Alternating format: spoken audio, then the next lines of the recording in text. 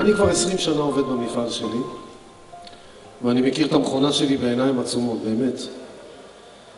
אני יכול לדעת מתי הולכת להיות הקלה במכונה רק לפי הרעש של המכונה.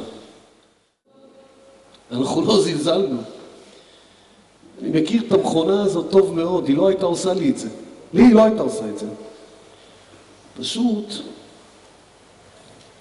אני אגיד לכם, פשוט, אני חשבתי שהכל יהיה בסדר. הייתי בטוח שהכל יהיה בסדר.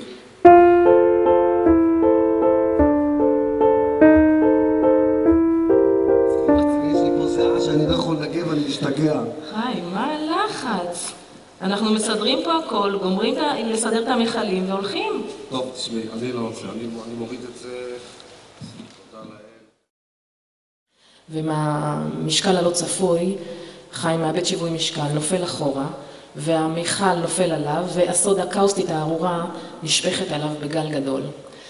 אני זוכרת את עצמי עומדת ככה, מתפללת לאלוהים, אומר תודה לאל על כל המיגונים ועל הכפפות ועל זהו, כן. ואז אני רואה שהמשקפי מגן תלויים על המעקה לידי, ואז באה הצעקה הזאת.